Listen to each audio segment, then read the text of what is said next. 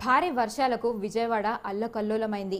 పలు కాలనీల్లో వరద నీరు చేయడంతో తాగునీరు, ఆహారం లేక ప్రజలు తీవ్ర ఇబ్బందులు పడుతున్నారు. అయితే ప్రభుత్వం వరద బాధితులకి ఎన్డీఆర్ఎఫ్, ఎస్డీఆర్ఎఫ్ సిబ్బందితో ఫుడ్ పంపిణీ చేస్తోంది. వర్షాలు తగ్గుముఖం పట్టినా కూడా వరద ఉద్రిక్తి కొనసాగుతూనే ఉంది.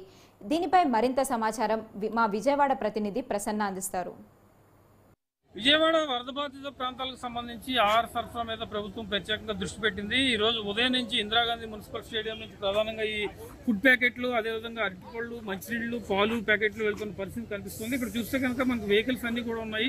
ఈ వెహికల్స్ తీసుకుని వెళ్ళి వాళ్ళకి డిస్ట్రిబ్యూట్ చేయడం కోసం ప్రధానంగా ఇక్కడ వీళ్ళంతా ఉన్నారని చెప్పుకోవచ్చు. ఎందుకంటే నిన్నటి నుంచి కూడా వరద బాధితులు సహాయం కోసం ఎదురు చూస్తున్నారు. సహాయం కోసం ఎదురు చూస్తున్నప్పుడు వాళ్ళకి సరిగా అందని పరిస్థితి ప్రధానంగా కనిపిస్తుంది. ఇక్కడ చూస్తే కనుక ఈ ఆహార సరఫరా, ఫుడ్ ప్యాకెట్లు ఇవ్వడం మీద ప్రభుత్వం ప్రత్యేకమైన దృష్టి పెడుతుంది. ఇక్కడ నుంచి చూస్తే కనుక మనం ఇందిరాగాంధీ స్టేడియం నుంచి వరద బాధిత ప్రాంతాలకు వెళ్ళడం కోసం ఇక్కడ ప్యాకెట్లన్నీ కూడా తీసుకెళ్తున్న పరిస్థితి. ఒకళ్ళొకళ్ళు అందజేసుకుని ఆ ప్రాంతానికి ఏదో రకంగా సేఫ్గా తరలించాలి. సేఫ్గా తరలిస్తే వరద బాధితులకు ఇచ్చే అవకాశం ఉంటుంది అనే ఉద్దేశంతో ఇక్కడ ఉందని చెప్పుకోవచ్చు. ఇక్కడ ఇతర ప్రాంతాల నుంచి కూడా వెహికల్స్, ప్రధానంగా లారీల్లో ఫుడ్ వచ్చాయి. ఇక్కడ నగరపాలక సంస్థ ఏలూరు నుంచి వరద బాధిత సహాయార్థం ఫుడ్ అని ఇక్కడి నుంచి కూడా వచ్చిన పరిస్థితి కనిపిస్తుంది. వరద బాధితుల సహాయం కోసం ఏలూరు నుంచి ఫుడ్ పంపించిన పరిస్థితి. అదేవిధంగా ఇతర జిల్లాల నుంచి చాలా వరకు కూడా ఇక్కడ భోజనాలు ఇతరత్ర సిద్ధం చేసి తెచ్చారు. ఈ లారీలన్నీ కూడా ఇప్పుడు వరద బాధిత ప్రాంతాలు ఏదైతే ఉన్నాయో అక్కడికి తరలి వెళ్ళి వాళ్ళకి వరద బాధిత ప్రాంతాలకు ఆహారం సరఫరా చేయడం జరుగుతుంది. ఒకవైపు పోలీస్ సెక్యూరిటీ, అదేవిధంగా మిగిలిన వైపు దూర ప్రాంతాల నుంచి, అటు సింహాచలం నుంచి, ఇటు విజయవాడ కనకదుర్గ నుంచి, హరిరామ హరికృష్ణ ఫౌండేషన్ నుంచి ఆహార పదార్థాలన్నీ వచ్చి వీటిని అన్నింటినీ కూడా ఎన్డీఆర్ఎఫ్ సిబ్బంది, పోలీస్ సిబ్బంది ఎప్పటికప్పుడు పర్యవేక్షిస్తూ వరద బాధితులు పంపుతున్నారు. ఎందుకంటే నిన్న సాయంత్రం వరకు కూడా చాలా మందికి ఫుడ్ రీచ్ అవ్వని పరిస్థితి ఉంది. ఇప్పుడిప్పుడే ఫుడ్ రీచ్ అవుతుంది. గంట నుంచి ఉదయం టిఫిన్, మధ్యాహ్నం భోజనం, ఈ రోజంతా కూడా అలాంటి ఇబ్బందులు ఏమీ లేకుండా ఆహారం, అదేవిధంగా పాల ప్యాకెట్లు, మంచినీళ్లు సరఫరా చేయాలని ప్రభుత్వం నిర్ణయం తీసుకుంది.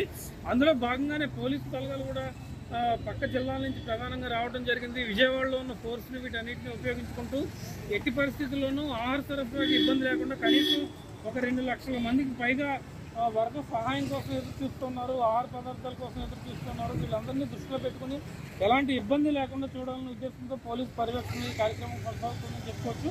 మొత్తానికి వరద ప్రభావిత ప్రాంతాల్లో చిక్కుకున్న వాళ్ళకి ఫుడ్ అందించడమే ప్రధాన ఉద్దేశంగా ప్రభుత్వం పనిచేస్తోంది. ముఖ్యమంత్రి చంద్రబాబు ఎప్పటికప్పుడు సమీక్ష చేస్తూనే ఉన్నారు. మన కలెక్టర్ కార్యాలయంలో, కలెక్టరేట్ ఆఫీస్లో ముఖ్యమంత్రితో పాటు మంత్రులు కూడా సమీక్షలో బిజీగా ఉన్నారు.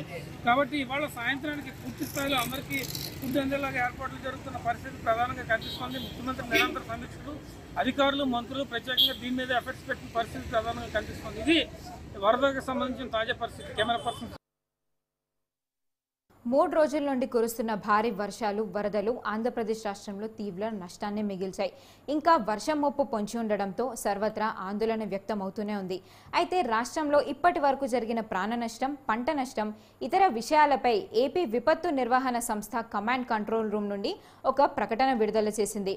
రాష్ట్రంలో ఇంతవరకు వర్షాలు, వరదల కారణంగా 19 మంది మృతి చెందారు, 2 గల్లంతైనట్టు పేర్కొంది. ఇక 136 పశువులు, 59,700 కోళ్లు మరణించాయని, 134 పశు వైద్య శిబిరాలు ఏర్పాటు చేసి 6,000 పశువులకు వ్యాక్సిన్ అందించడం జరిగిందని వెల్లడించింది.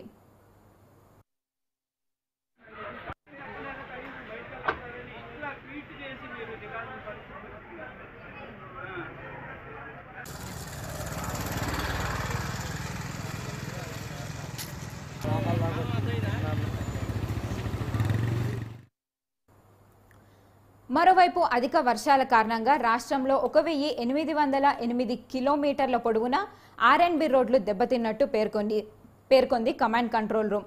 ఇక 172,542 హెక్టార్లలో వరి పంట, 14,959 హెక్టార్లలో ఉద్యానవన పంటలు నీట మునిగాయని తెలిపింది.